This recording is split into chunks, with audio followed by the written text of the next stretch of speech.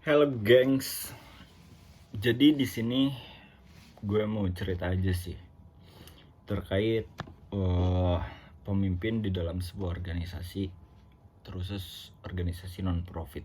Jadi kayak gini, mungkin banyak sekali sebutan terkait gaya kepemimpinan. Contohnya demokratis, terus otoriter, transformasional, transaksional, visioner, delegatif, dan segala macamnya banyak.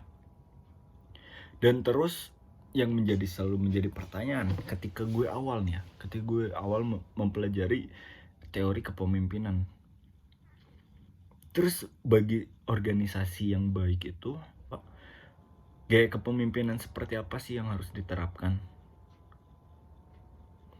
Dari sekian kali saya berpikir dan mempelajari bagaimana pemimpin demokratis, bagaimana pemimpin otoriter, dan segala macam gaya kepemimpinan lainnya,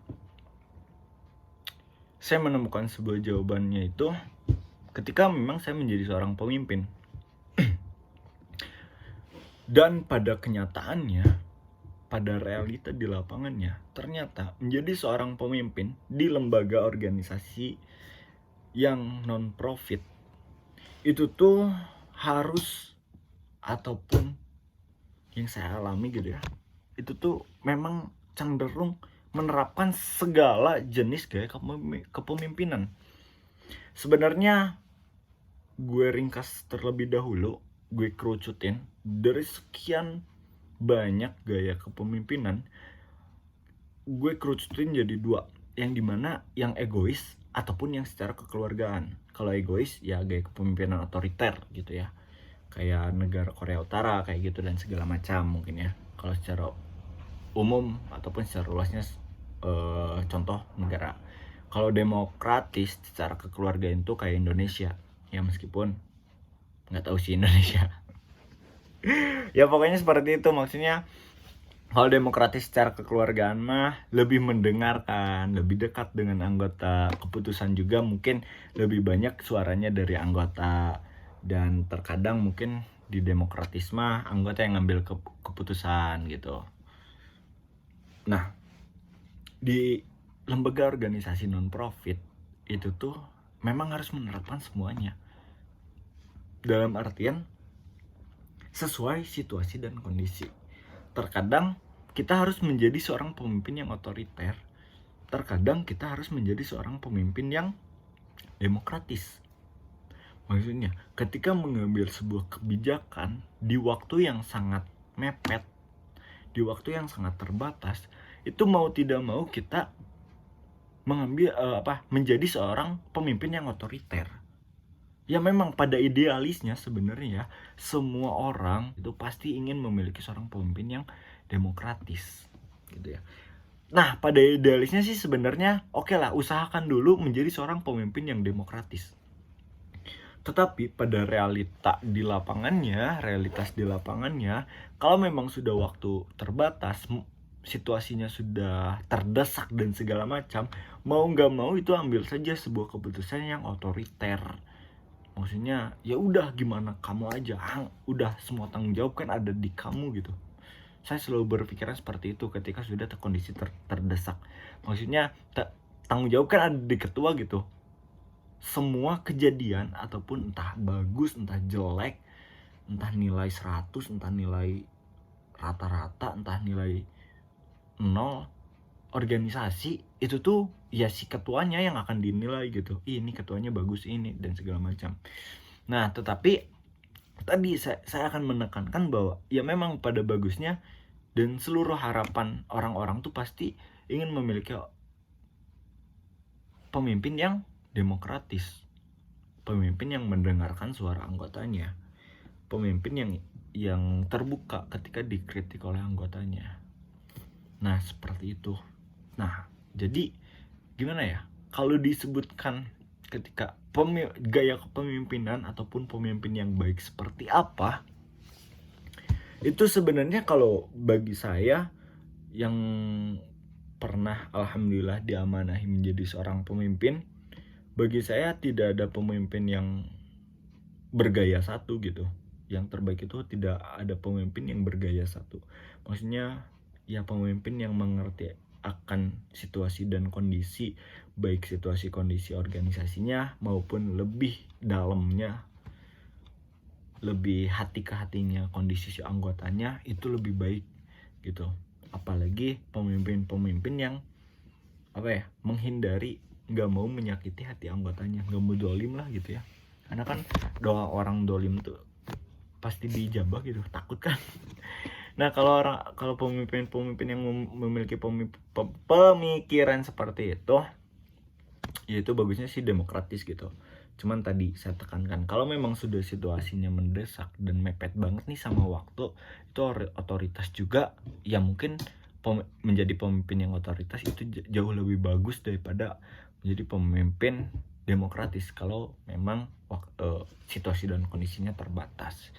Nah jadi seperti itu sih ya yang paling penting diketahui oleh pemimpin di dalam sebuah lembaga organisasi non profit gitu ya.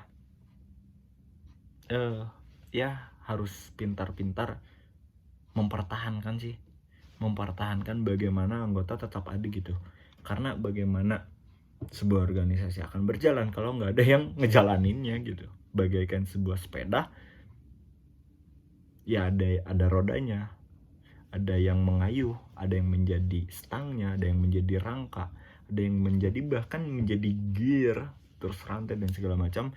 Semuanya tergabung menjadi sebuah sepeda yang dapat berjalan bahkan di sebuah tanjakan yang sangat tinggi gitu. Asalkan semuanya itu harus terintegrasi, semuanya harus terkoordinasi dan terkelola stabil dengan baik gitu.